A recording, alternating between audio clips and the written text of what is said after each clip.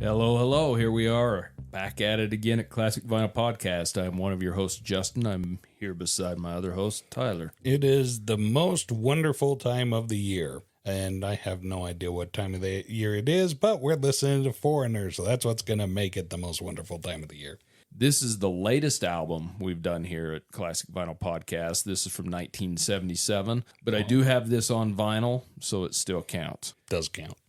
So let me give you a little history about Foreigner. They're an American British rock band formed in New York City in 1976. Foreigner consists of Lou Gramm on vocals, Mick Jones on guitars, Dennis Elliott is the drummer, Al Greenwood plays keyboards, Ed Gagliardi is bass, Ian McDonald, keyboards, guitars, saxophones, flute. He does them all. Wow, he's a real one-man band. So Mick Jones, Dennis Elliott, and Ian McDonald, they're all three of those guys are British, where Lou Gramm, Al Greenwood, and Ed Gagliardi, they're the American portion of the band. That's a fun name to say, Gagliardi. Yep. So Foreigner, all in all, has sold about 80 million albums worldwide, which is pretty decent. Backing up a little bit, I've got a question. Have we heard Dennis Elliott on drums before? No, I don't believe so on this podcast. His name just seemed familiar to me. No, I don't believe so. Okay. One thing Foreigner had was 4 straight albums certified at least 5 times platinum by the RIAA each. 4 albums in a row, which is... That's pretty good. Pretty decent from a band that's not in the Rock and Roll Hall of Fame. For real? For real. Another one. So all in all, Foreigner has 9 studio albums, 7 live albums, 20 compilation albums, and they released 47 total singles. On their albums, 6 of the 9 studio albums were in the top 20, 5 of the 9 were in the top 10, and their 4th studio album titled 4, that was a number 1 hit in the U.S. Now, Agent Provocateur, although it only hit number 4 in the U.S., it hit number 1 in the U.K., so that was their only number 1 album in the UK. Now, of their singles, like I said, they had 47 singles. 17 of those singles were in the top 20, 7 in the top 10. I Want to Know What Love Is, which was released in 1984. That hit number 1 in the US, the UK, Canada, and basically the rest of the world wherever it was released. But 7 total singles were in the top 5 in the US, which is a decent number for a band as well. It's respectable. I mean, these guys are known. Now, in the UK, 4 of their singles made it the top 40. They weren't quite as popular in the UK. 17 of their singles, however, in Canada were in the top 40. Urgent, you know, that song, and I Want to Know What Love Is, both hit number 1 in Canada. So they did have actually 2 number 1s in Canada as opposed to only 1 number 1 in the US. So in 1980, Foreigner cut down to 4 members. They fired Al Greenwood and Ian McDonald. And then in 1990, I believe it was, Lou Gramm left the group. They've had several lineup changes over the years. The only original member still in the group is Mick Jones. My one question I wrote down on this, like I just said a minute ago, is why isn't Foreigner in the Rock and Roll Hall of Fame? This is a band that proves to me, with their chart success, with their album sale success, how big they are still nowadays. Any kind of classic rock radio you turn on, and even some easy listening radio with some of their power ballads of the 80s. This group's huge, and there's much lesser groups that are in the Rock and Roll Hall of Fame, which is why I think it's junk. Yeah, I mean, on this album, I'm way early for winners and losers. Not everything was a winner, but even so, there's some like the winners that they have, there's some big winners. Everybody knows them. That's probably the one thing is I'll get into when we go into the track by track. Some of the most popular, well-known songs on here, probably the thing that hurts them for me is that they're overplayed. Yeah, and that does tend to kill it in our house. Yeah. So do you want to get to the album review? Yep, let's do it. And now it's time for the album review. Okay, so we're going to rate today Foreigner's debut album, self-titled album, Foreigner. It was released on March 8th of 1977. You were probably conceived to this album. I would have been conceived before that. Okay. I would hope, because I was born a month after that. Very quick pregnancy. Exactly. So it was recorded at the Hit Factory and Atlantic Recording Studios, both in New York City. Of course, we'll go through the group members again. Lou Gramm on lead vocals, Mick Jones on lead guitar, keyboards, and vocals, Ian McDonald on keyboards, guitars, saxophone, flutes, backing vocals, Al Greenwood on keyboards, synthesizers, Ed Gagliardi, that fun name, bass and backing vocals, Dennis Elliott on drums and backing vocals. This album was produced by Gary Lyons and John Sinclair. This album hit number 4 on the Billboard charts here in the U.S. and number 9 in Canada. So this album in the U.S. is certified 5 times platinum with over 5 million sales of this album, which is a really good number. Now, the album cover is kind of interesting. It features the band members. It's a picture of them drawn. They're drawn in color with suitcases standing in front of some railroad track. And then on the back of the album, you'll see it's those same railroad tracks, and the guys aren't there anymore, and there's a train. The train's speeding moving off. Okay. Yeah, so Yeah. I guess it was there. It's very symbolic. Shown. Yeah, it's symbolic of something. So artistic. Do you want to get to side 1? Yep, spin the album. Side 1. Okay, so side 1 opens up with one of the most well-known songs on this album, Feels Like the First Time. This song was written by Mick Jones and sang by Lou Gramm. This was actually the band's debut single. So the first song on their debut album was released as their debut single. The B-side to this was Woman Oh Woman, which is also on this album. Now, this single reached number 4 in the U.S., number 39 in the UK, and number 7 in Canada. They're a little more popular over here in North America. It seemed like it, yeah. Mick Jones wrote this song about starting a new life after a failed marriage. You know, he's getting remarried and he's moving to the U.S. and says in the title, it feels like the first time. What are your thoughts on this song? There's a handful of songs on this album that I'd heard before, this being one of them, of course, because I'd say this is probably the most popular song off of this album, and they lead right out of the gate with it. I think that was a good choice. Because, Either this song or the second song, without a doubt.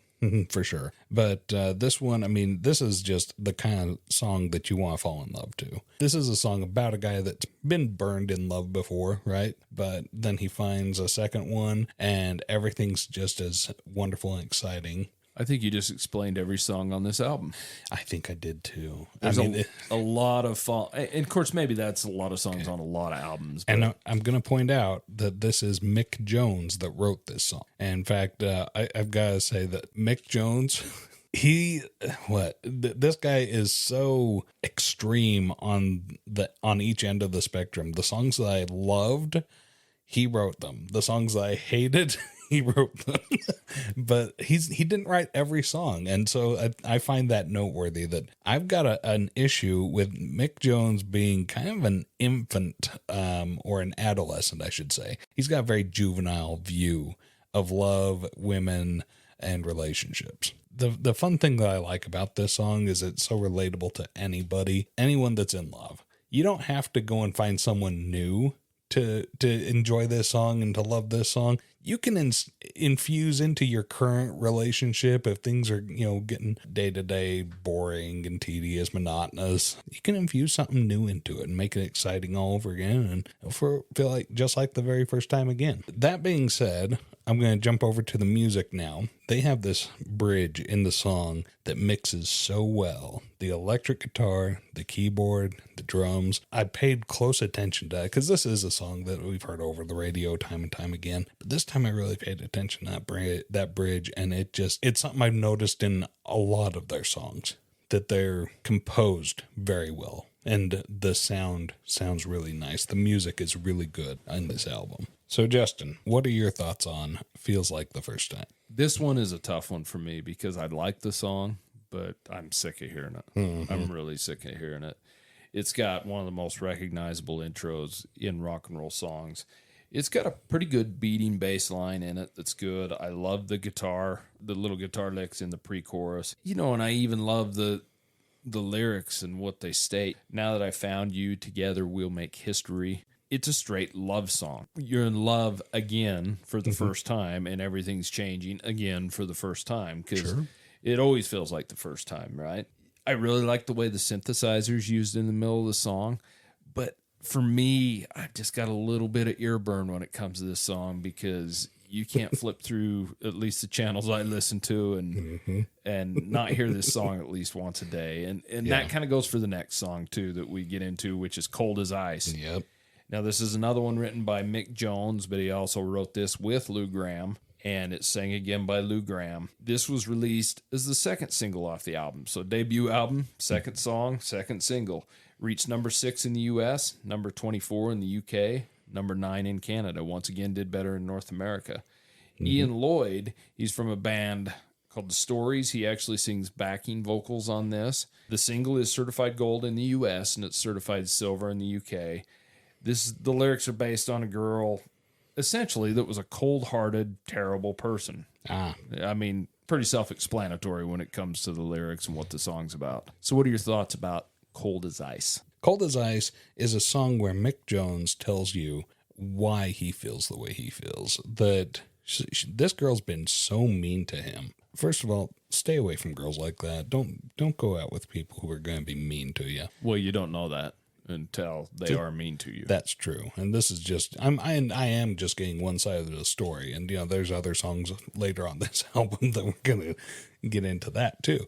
She's willing to sacrifice their love. He doesn't say what she's willing to sacrifice their love for, but maybe maybe she would sell him down the road for a hamburger. I don't know. Maybe even just a sip of water. I mean, she seems ready and eager to sacrifice their love from the way he's singing about it, or the way that I should say he's having Lou Gramm sing about it. Because once again, this is Mick Jones writing, and Mick Jones and Lou Gramm wrote this together, so I'm not really sure right. if Lou wrote the vocals or what. I'm not sure. We'd have to ask him. It gets a ton of radio play. But this one, I'll be honest, when it comes to winners and losers, the first two I didn't chart. And a lot of the reason I didn't chart them is because they're so dang familiar, so overplayed. And I tend to go find something to like or dislike that I haven't heard before or that's more obscure. And there are some on this album that I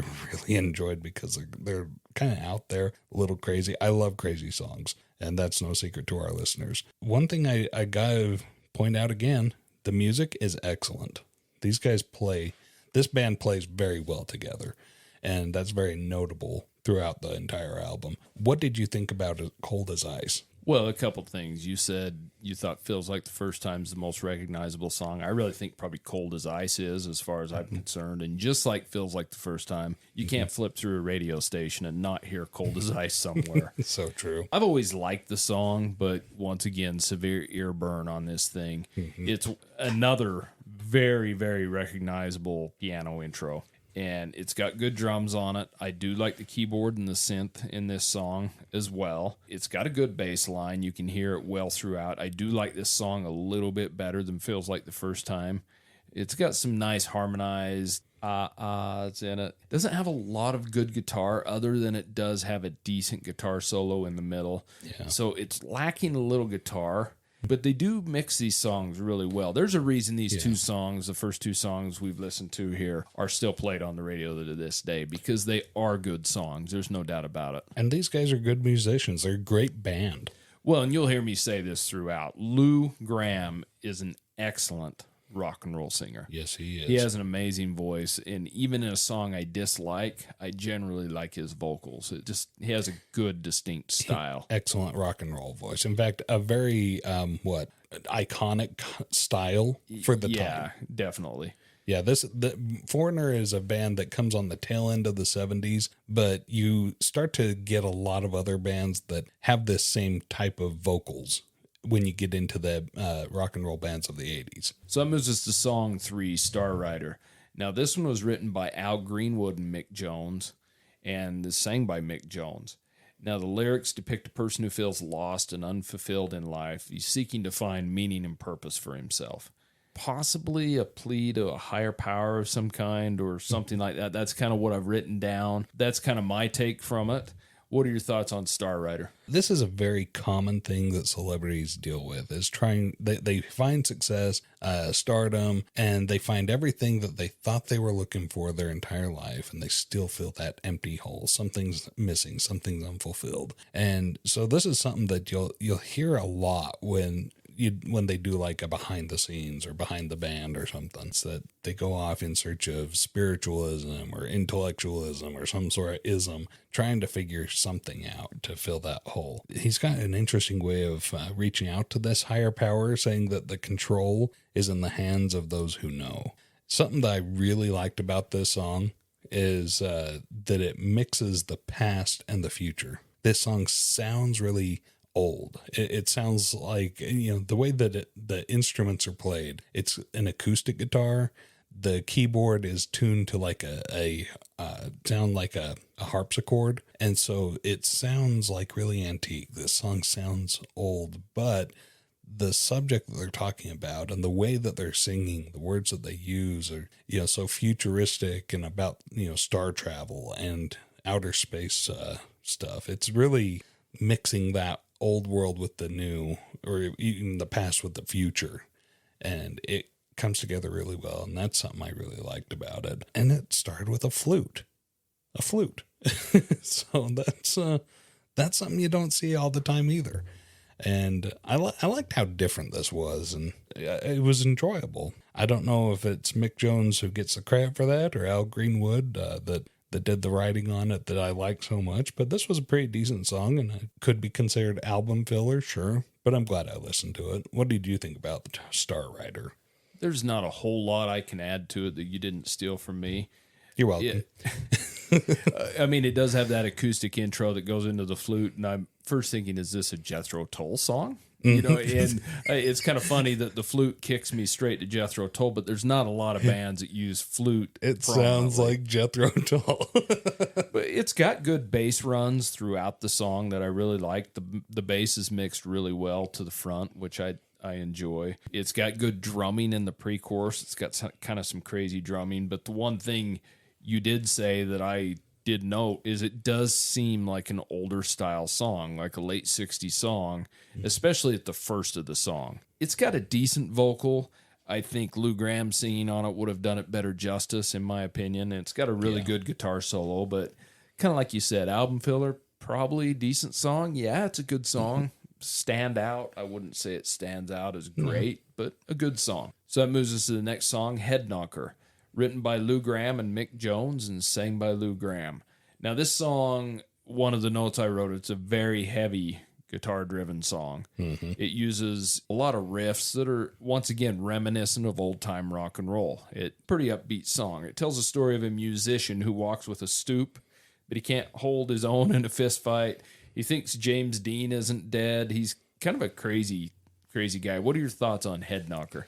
It's a song about a real scrappy guy that likes his rock and roll. And, this guy, the way that he sings about him, it really reminds me of Elvis Presley. Because Elvis Presley used to carry like a .22 pistol around with himself. And at some point in this song, when this scrappy rock and roll guy goes around picking fights, he pulls out a Smith & Wesson. So I'm just kind of like, okay, this guy really is an Elvis Presley rock and roller type. And the music's good. The guitaring in it is real heavy. Guitar doesn't sound like the old school rock and roll, but it's got such a classic sound to it. This is what's become classic rock and roll. And so this is what I would call a classic rock and roll song. I wouldn't call it an old time rock and roll song. I really got a kick out of Head Knocker because this is, of all the songs on the album, this is the weird one, and I loved it. So what did you think about Head Knocker? I figured that'd be the case, and I don't really think this is so much sounds like an old rock and roll song. I just think some of the guitar riffs in it are kind of reminiscent of that. It's got good guitar riffs at the beginning and throughout the song. I wrote down this would be a good bar song because that's what it reminds me of, like being in a bar and a band playing. You obviously who he's singing about in this is a musician, but he's also the bouncer, I guess, because he likes to get in fights and and I said he can't hold his own earlier, but I mean he can hold his own in his fights. And if not, he can pull out his gun and everything's fine. So I think you're right. This guy is the bouncer and the lead guitarist. So that brings us to the last song on side one, The Damage Is Done. This one was written by Lou Gramm and Mick Jones and sang by Lou Gramm once again. Now this song is written, it's describing damage that a relationship can have on people and basically the metaphorical scars it leaves when person leaves you or you break up for whatever reason that may be. This is kind of a mid-tempo song. It's not as upbeat as you normally have with a lot of the Foreigner songs. It's definitely different, and it's kind of the tale of two songs because Not going into a rating on this or whatever, but I would probably rate the first half of the song 1 out of 10 and the second half of the song 7 out of 10. Because it's just completely different songs. What are your thoughts on The Damages Done? You're right. It got better music-wise. As far as the writing goes, I think that Lou Gramm is a really good writer. This it brings out some interesting points for me. Being burned in a relationship changes us, and that's kind of the theme behind The Damages Done. But that damage, a lot of times it comes from, well, you've had a breakup. It was a fight that you've decided you don't want to see each other anymore, and now you go and commiserate to your friends and tell them all, this person starts saying all kinds of vile crap. And if we've all been there, you hear that every ex-girlfriend was crazy, every ex-boyfriend was abusive. The rumor starts to flow around, and then you start to hear what people are saying about you, and they're saying it because that's what the person that you broke up with was saying about you. Not everybody is the bad guy or the villain. People are just people, and sometimes the relationship ends just because the two people aren't good for each other. So if you can, it's best to break up peacefully, just in case that you do want to continue sharing the same social circles, hanging out with the same friends as them. Because if you break up and have a messy breakup where you start spreading rumors, that's going to scorch the earth. You don't necessarily want to burn every bridge. I like the writing, but I think you're right. The first part of the song is a 1, and the second part of the song is a 7. So what are your thoughts on The Damages Done? I didn't really like the keyboard intro on this one. I didn't feel it was used very well. I don't like the first part of the song, like I already told you. The one thing that shines in this song, once again, is Lou Gramm's vocals, and the guitar at the end is amazing to close up the song. I really enjoyed that. The second part of the song was decent, and for some reason it reminds me of some songs off of Tommy, The Who's Tommy rock opera. I can't pinpoint which ones, but it just kind of... There was a couple things I heard that were reminiscent of that. But all in all, I don't think the song was produced very well because it's too mixed up. It's like two different songs. If the whole thing would have been kind of in the same tempo and style, the second half of the song would have been really good. Maybe it just needed Uncle Ernie fiddling about. It might have. Do you want to get to side 2? Yep, flip it. Side 2. Okay, so side 2 opens up with another fairly well-known Foreigner song, Long, Long Way From Home. Written by Lou Gramm, Mick Jones, and Ian McDonald, and once again sang by Lou Gramm. This was the third single released off the album. It reached number 20 in the U.S. I couldn't find any other chart history in the U.K. or Canada or anything, so I'm not sure if it was released there as a single or if it just didn't chart. And the song does feature a clavinet, which is a very unique type of keyboard, and it can make some really cool sounds. Most specifically, it can kind of sound like an electric guitar in a way, but it makes some really cool sounds in this song. That's what that was. Okay. Yeah, and this is basically about a person trying to make his musical dreams come true. He's moved to New York City from a small town, him and his lover or spouse or mate or whatever it is. Basically about Lou Gramm. I mean, he has stated this song is about his life. He moved from Rochester to New York City, and there was a lot of isolation associated with that, moving to a new place. What are your thoughts on Long, Long Way From Home? This song's really good at capturing that hostile loneliness that you find being all alone in a strange place. This is a homesick song.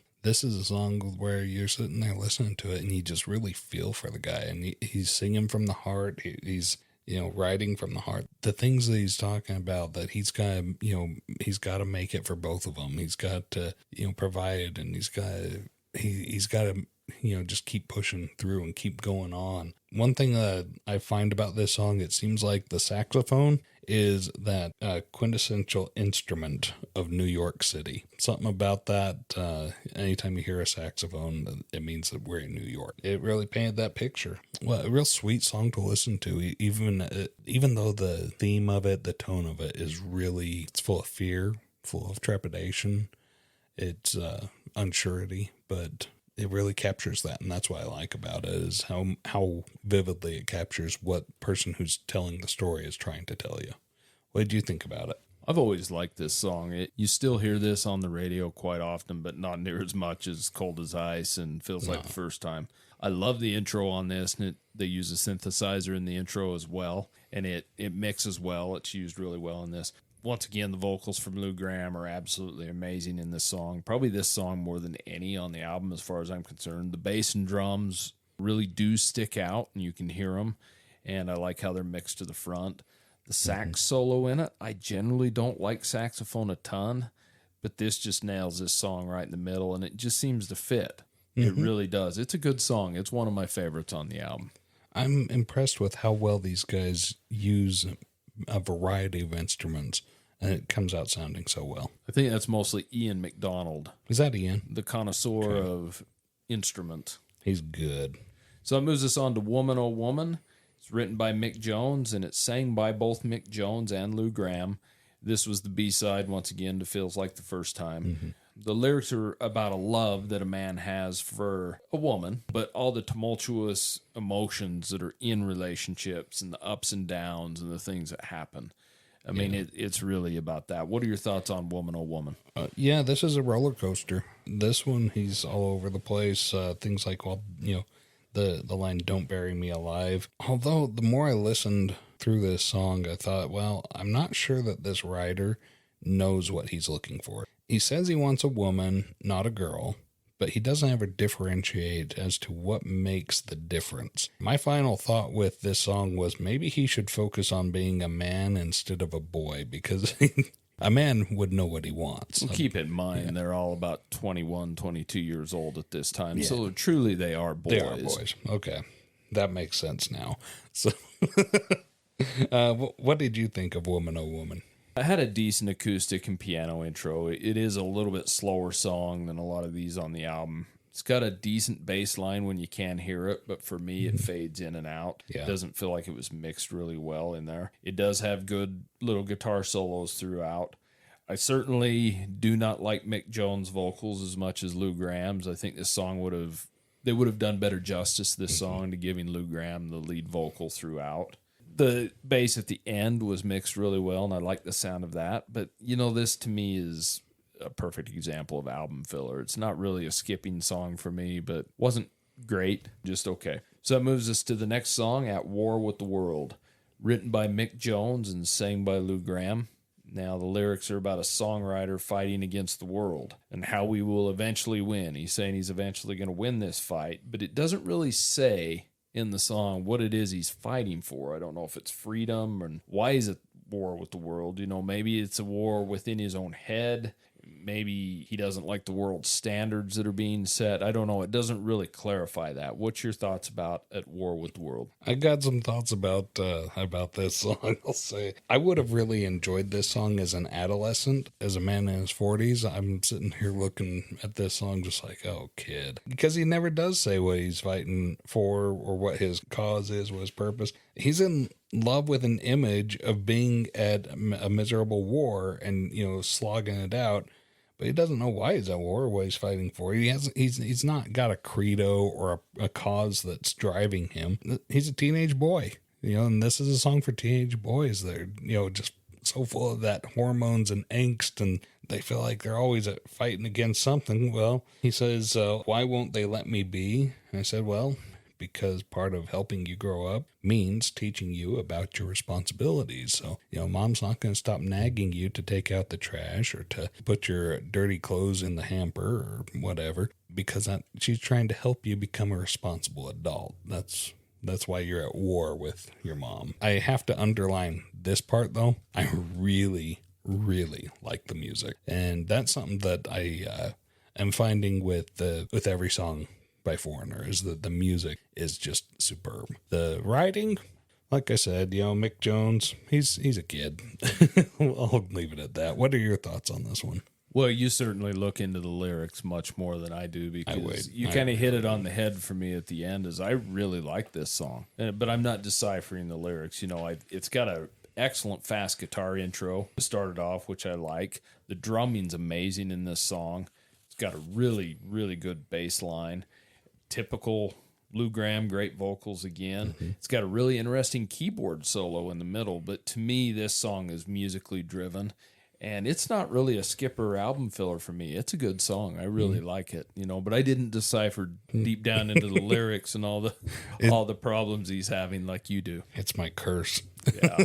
So that moves us to the next song, Fool for You Anyway, written by Mick Jones, Lou Gramm, and Ian McDonald, sang by Lou Gramm.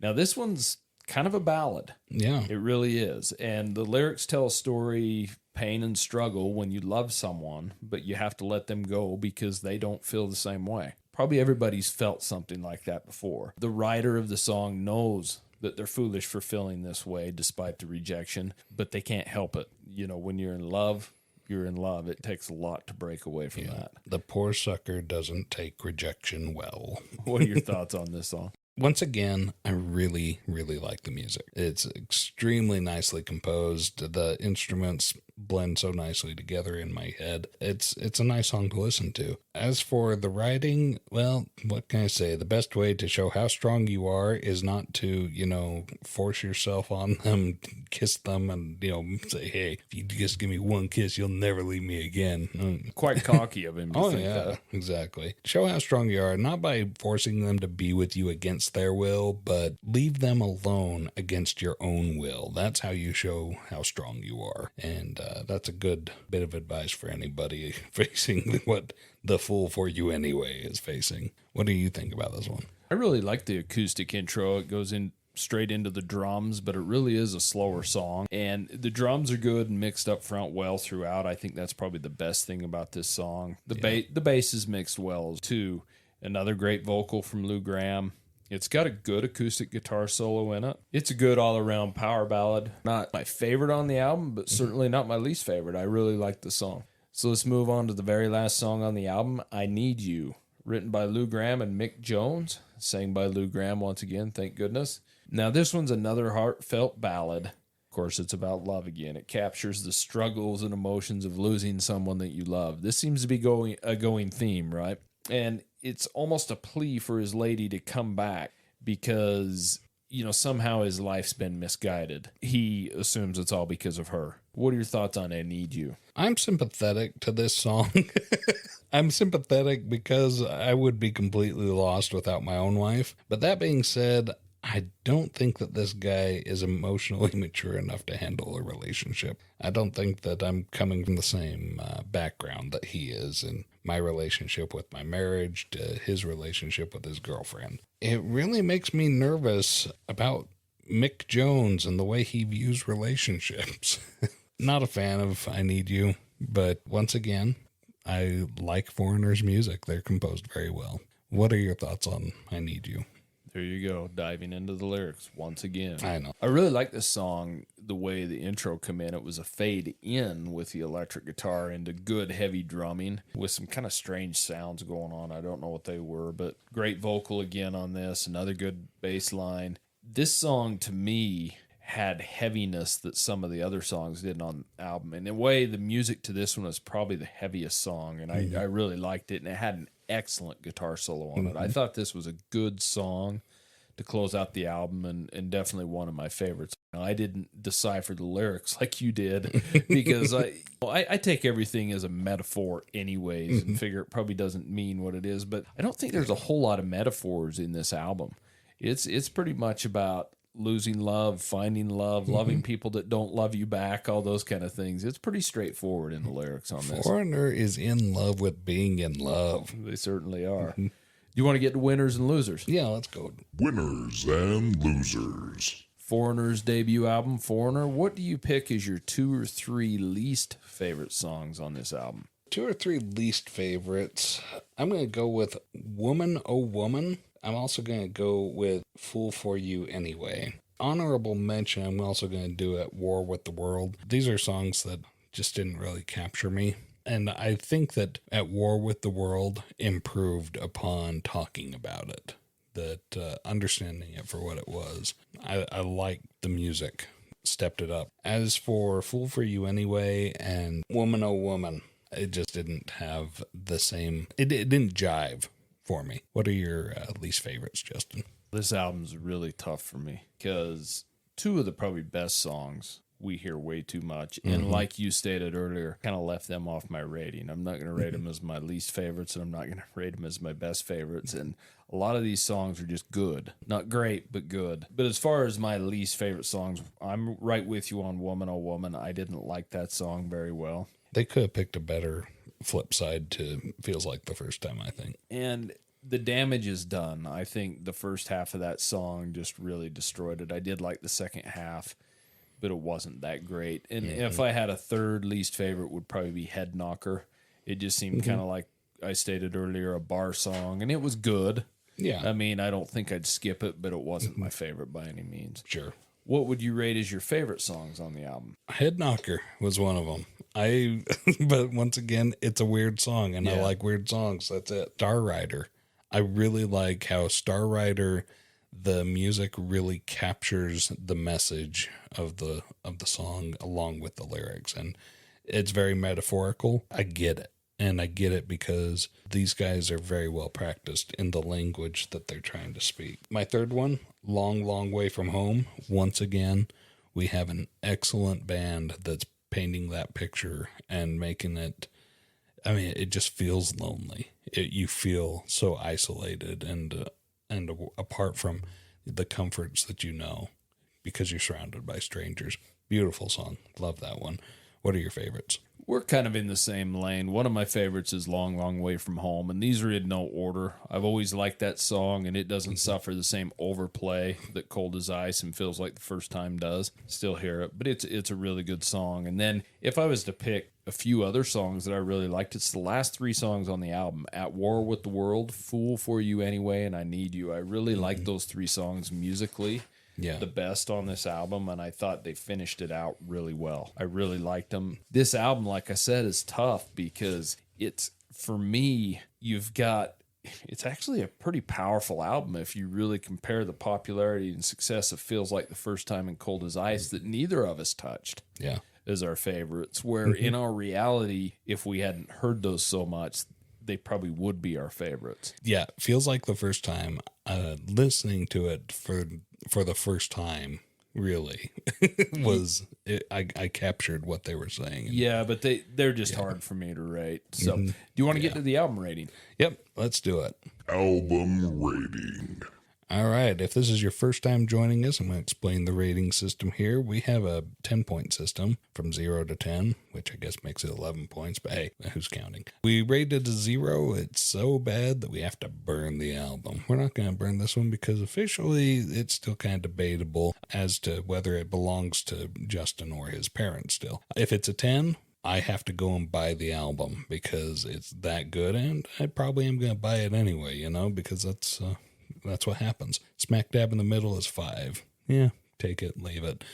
So on that 10-point scale, I'm going to give this album a 4. And I think that you have a few really good songs carrying an album that it left me wanting more of what gets played on the radio from Foreigner. A lot of the songs just kind of lost me, but then again, I got hung up in the writing, so I can blame myself for at least 3 points of it being off. Fair enough. Okay. What is your album rating? This one, like I said, is really hard for me because there's a couple of these songs that I just don't want to hear anymore. And they're excellent songs. And so take that into consideration, how popular 3 of these singles were off this album. Very popular as a debut album. Oh, You're Cold as Ice. Yeah, and there's some pretty strong songs on this album. I really do feel like the strongest songs on this album weren't released as singles. And like I said, the 3 songs to finish out the album, I rated this album a solid 6. And I think it really probably deserves more with, that's my rating, but if you really looked at the popularity of it, especially those songs being still played on the radio almost 50 years later, pretty impressive. That's worth at least a point, if not 2. Yeah, it really is. But my rating for today is a 6, and it's a must-listen album at least one time. And foreigners an amazing band. I really like their first few albums, especially. You know, during the 80s, they got a little more commercially biased towards the pop power ballads, but everybody was doing that. Yeah. I mean, you had Journey and REO Speedwagon and all those groups like that doing that kind of thing. So it is what it is. But it's a good album. And I mean, I'll find myself listening to it now and then, and it's fun to put on. I just a lot of times skip the first 2 songs. That's fair. I'm glad that I heard something from Foreigner that isn't on the radio. Yeah, that's what's kind of good about it when you listen to a lot of radio like I do. It really reflects on my ratings of the album and wanting to listen to them, and you really want to hear the deep tracks a little more. Yeah, and I do feel bad giving as low of a rating as I do, but I'm not changing it this time. There you go. You didn't give in to peer pressure this time. Not this time. I'm still thinking south of mediocre. I wanted more from him than I got. And I probably got more than I'm acknowledging. Well, that's Foreigner's 1977 debut self-titled album, Foreigner. So let us know what you think, and we really do appreciate you tuning into us, because if you're giving us a listen, it really means a lot to us, because we know there's a lot of podcasts out there, a lot of music podcasts, and so it does mean a lot that you're listening to us. And we really appreciate the support from 5-star ratings, sharing us with your friends, and yeah, you guys are our best audience we've ever had. But until next time, Justin and Tyler. See ya. Thank you so much for listening to Classic Vinyl Podcast. And don't forget to subscribe on Spotify or Apple Podcast or wherever you listen to your podcasts. Follow us on Instagram at Classic Vinyl Podcast for updates, and also share us with your music-loving friends.